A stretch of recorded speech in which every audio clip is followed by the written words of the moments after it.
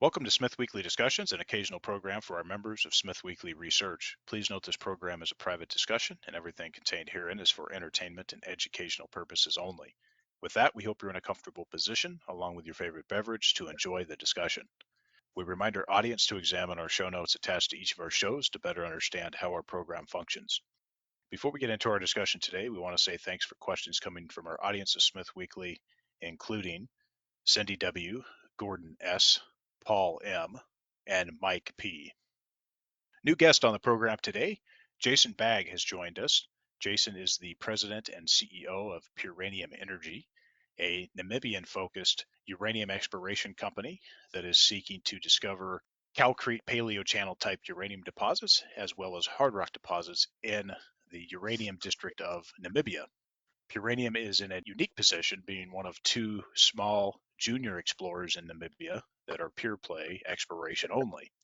The company is listed on the Canadian Securities Exchange under the symbol UX and is also seeking to obtain a US OTC markets listing in the near future. Jason, good to have you on the program. Welcome. Thanks very much for having me, Andrew. Well, Jason, you are new to the program, so why don't we start off here with your background and experience in this charming junior natural resource sector? Well, thanks. Just to give a little bit of background myself. I've been doing various work in the junior mining sector for about 20 years now. Much of that experience is with, especially in junior microcap company startups, all within a corporate development kind of position.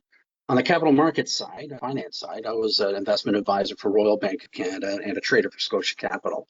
We started work on forming Puranium Energy going back to mid 2021. Jason, I appreciate that. And it is a new company, and I think it's new to a lot of the folks that have been in this sector. I do want to get to Puranium in a moment, Jason, but first, how do you look at the uranium market here at this point in terms of just, current events and fundamentals? What are your thoughts on the sector?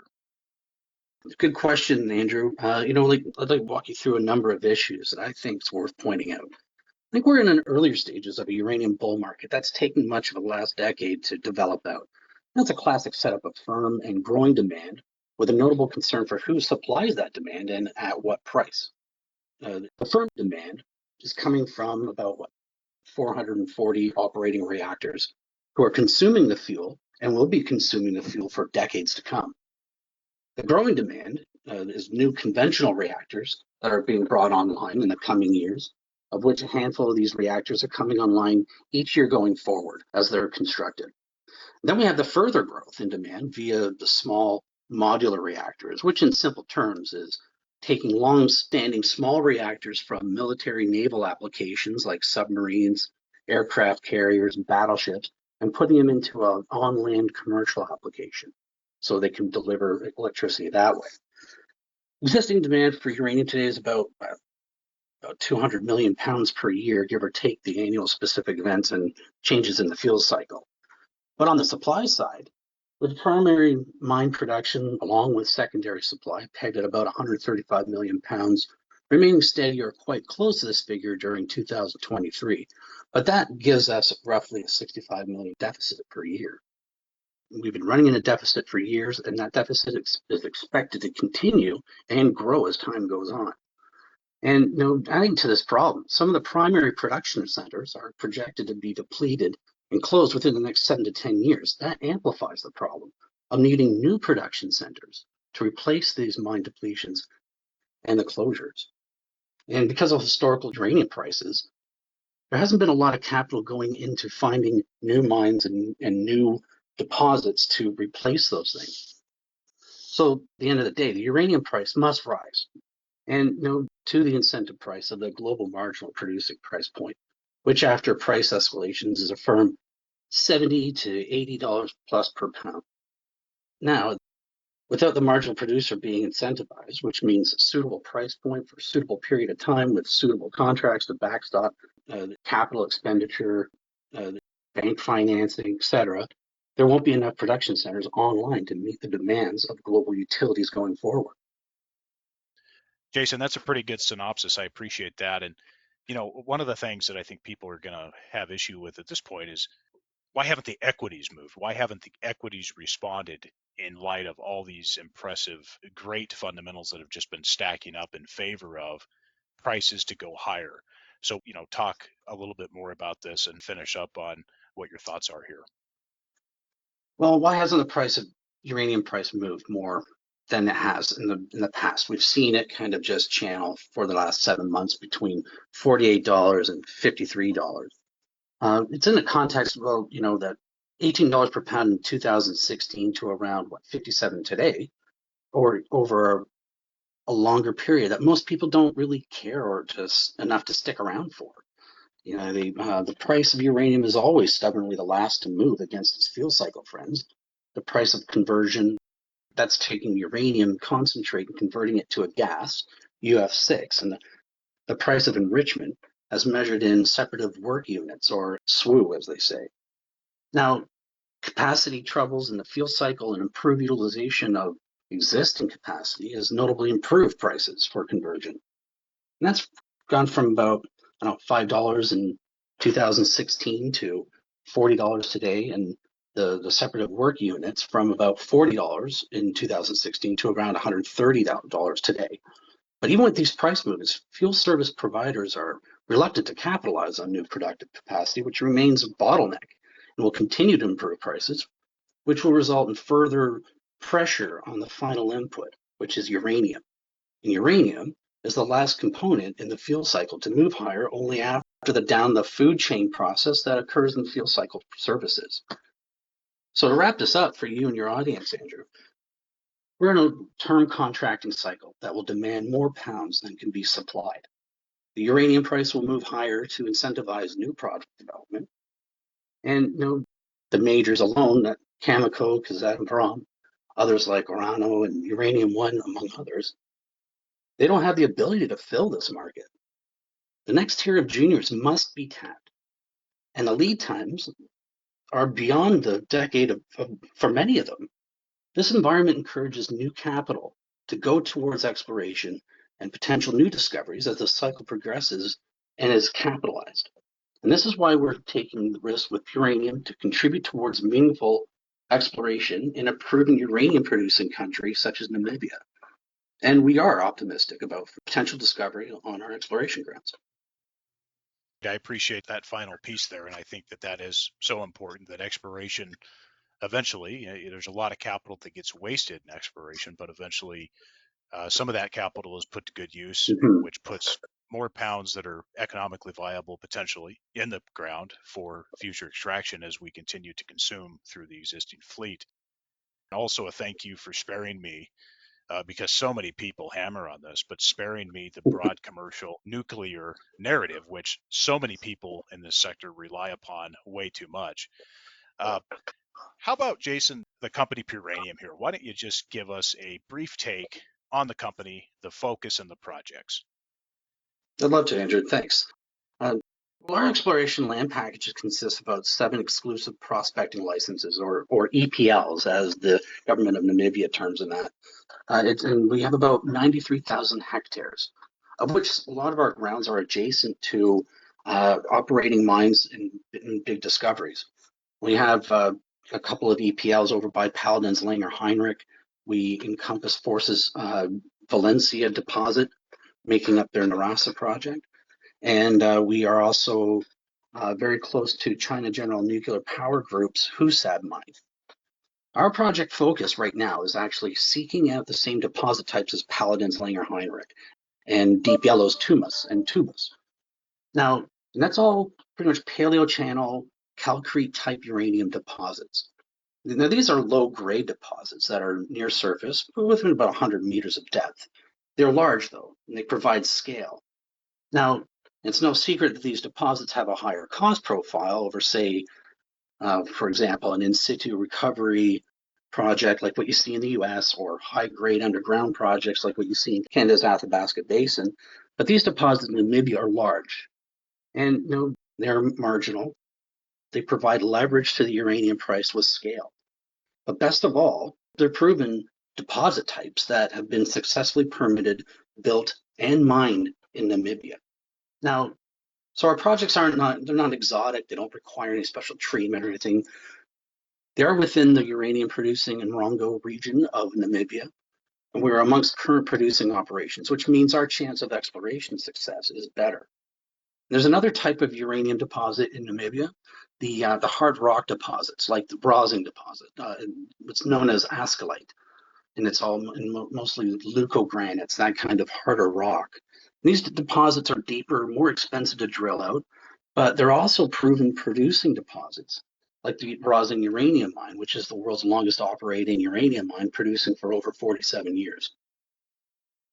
The comments, it's always best to, if you can, with an exploration company, establish properties and exploration grounds that are near existing operations. That's a logical Absolutely. place to start. It absolutely makes sense. Why don't we move on here? As this is an introduction chat, and of course we're trying to keep the time limitations. On the G&A side, why don't you cover this for us, and also just the capital structure of the company? Certainly. Well, on our capital structure, we like to keep things pretty tight. We have about 18.5 million shares outstanding. And when you factor in options and warrants, fully diluted, we have just under 25 million shares. As CEO of the company, I currently don't take cash pay. As we know, the company is small and we're trying to be as efficient as possible, with most of our capital going into the work on the ground so that we can, to hopefully discover an economically viable uranium resource of some sort. And our G&A costs run about 30,000 per month currently. Now, I do plan on taking a modest salary as the company grows. When you look at who makes up the share structure, the management board of directors, advisors, insiders of the company, they own about 47%, with the remaining in the public float. We have support of the high net worth and some small institutional investors and brokers, and I have a vested interest in the success of Puranium through my contract and the corporate options plan. But my options are priced much higher than the current market price, which is used to incentivize myself for performance and hitting certain milestones and deliver on the company's specific goals. So we have a very tight capital structure, a small amount of warrants outstanding, and an incentivized and aligned management team. And I believe we are set up well for price appreciation as we deliver on our strategy, project-specific goals, and potential for discovery. Thank you for that. Just on people, you had mentioned, management, board of directors, etc. Talk about people at the company, cover this off, and any key folks you'd like to mention. Certainly. Yeah, because we have a very well-respected technical team. They have many years of experience in Namibia. First off is Dwayne Parnham, who was the founder of Forces Metals, actively involved with the company from 2004 to 2010. And he found the Valencia deposit. And he was a big driver of that company. And he took this thing from a $45,000 startup to a $860 million market cap. And that's in Canadian dollars. Our other member of the technical team is Dr. Roger Lane, who Dwayne actually hired him at Forces and immediately found pretty much the Namiblas deposit, which makes it, those two deposits make up the Narissa project for Forces Metals. Roger, he's been out there for quite some time. He worked on the Trikopi project. I guess the main thing is that both these gentlemen have been out in Namibia for a lot of amount of years. They have a lot of experience out there. They know the area. They know the players. And our geologist, our lead geologist, Mary Barton, she's worked and lived in Namibia all her life. And she's our boots on the ground geologist, and she actually studied under Dr. Roger Lane. And we also have another country team member who's a local Namibian named King Franz Ndongo, and he's our Namibian partner, and he looks after a lot of the community and government relations. Very well. That's good. And it seems like there's a fair bit of people there on the ground, which is always very important to deliver on those goals, in country. Absolutely. And that's a key thing. A lot of these companies often, as you know, whether you're in Vancouver or Toronto, a lot of them tend to try to armchair everything in their remote position and never have any expertise on the ground. So I appreciate you backfilling a bit of this with the local folks on the ground. And it sounds like you've got pretty much a lot of those angles covered. Just briefly on the projects, maybe just talk about maybe that core project briefly, and then just the plans for the company at that project level and what you'd expect to say accomplish over the next year or so. Right now, Andrew, we're focusing on two exclusive prospecting licenses that are about 15 kilometers east of Paladin's Langer Heinrich. And that's the properties that lie within the paleo channel structure of the Paladin resides in, and as well as Deep Yellow and Elevate Uranium. So there has been some historical work done on those properties. It's very old. It's hard to find some of that information with the ministry. But what we're looking to do, we have done a remote sensing program that have pretty much shown us about 30 targets to go after, to take a look at. So our next steps is really to do some groundwork, truthing those 30 potential targets, including walking the ground with scintillometers. We want to find out where the best places is to drill for those. We're going to try and probe some of the historical drill holes as we can find them, so we can see and prove up what those readings were from on the historical side. We'll probably do some trench and surface sampling surveys to establish the drill targets as well. But ultimately, what we want to do is define a drill program to figure out what the potential resource is, step it out, and create the 43-101 on the property.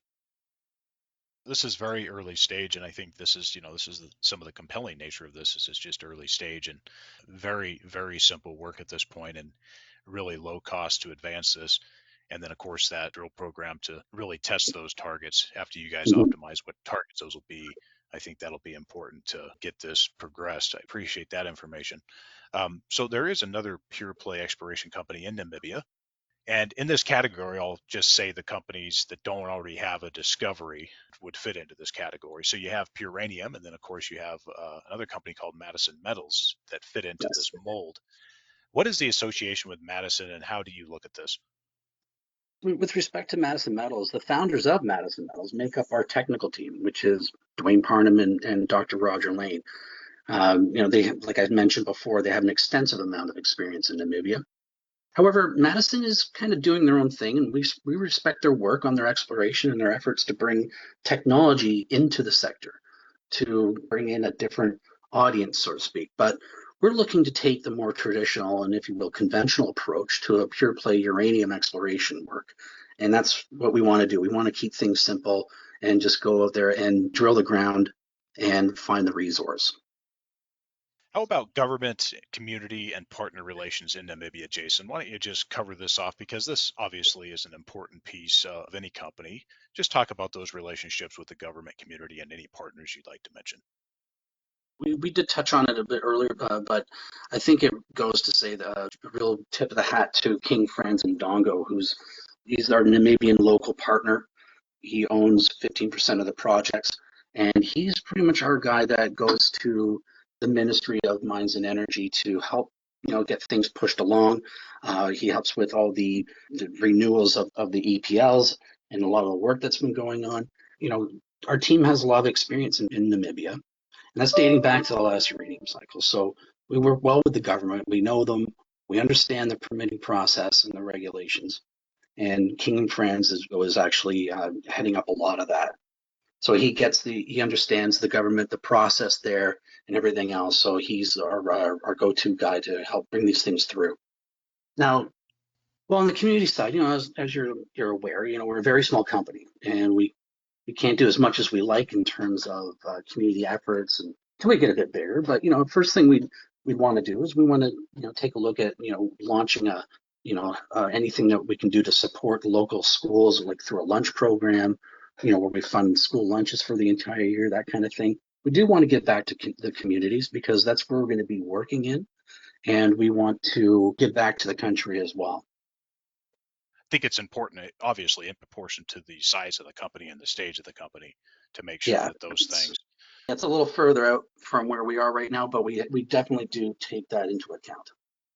That's great. Jason, just talk about also here, this is a company that a lot of folks probably aren't aware of, but talk about the efforts to increase overall company awareness and also listing exposure.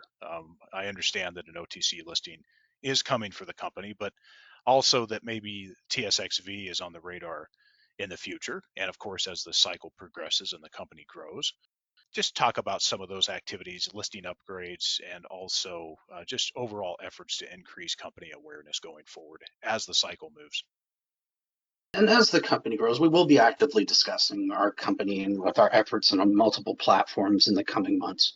As the cycle progresses, we do intend to seek upgrades from the CSE to the TSXV, and as you mentioned, we'll definitely be completing the listing on the OTC platform to gain exposure in the United States. Just to wrap up here, Jason, and I just want to also include the opportunity there. We always like to check in with our guests about potential financing plans in the future. What you Mhm. can tell us about that, and is there a way for potential investors to contact you and get on a list? But also, just to wrap up, for potential investors who are listening in, Puranium Energy has a market capitalization of about 1.6 million Canadian. What do you say to investors who are considering the prospects of this company as part of their junior uranium exposure? That's a good point, Andrew, because a company our size will be looking towards doing a financing to continue our exploration efforts out there. And when you take a look at us in regards to our peers that are out there, we're in amongst a group of companies that are in development mode. There's only, as you mentioned, there's only two exploration companies out there, us being one of them, and our market capitalization is a drop in the bucket compared to our peers. So we find that we're the ones going out there looking for it. Everybody else has found uranium, and so that makes us very optimistic. But we will need money going forward to carry out our exploration programs. I urge your clients or anybody who might be listening to this to take a look at our company. The projects, the team, the capital structure, it's all very attractive as well as our current share price. Being capitalized by the market with a $2 million Canadian market cap, if you have considered what I've said and our understanding of this market, uranium makes a lot of sense. Now, if you're one that understands our exploration proposition on the back of the tailwinds of this upcoming uranium bull cycle. So I would say if anybody is interested in taking a look at what we're doing or wants to participate in future financings, please contact us if you have an interest. Our phone number is 416-306-8446.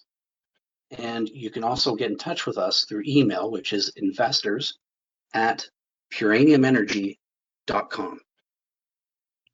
Jason, appreciate that. Well, look, I appreciate you taking the time here for this introduction of the company and looking forward to monitoring what occurs here, and best of luck in the coming months. Thank you. Thank you very much, Andrew. It's been a pleasure speaking with you today.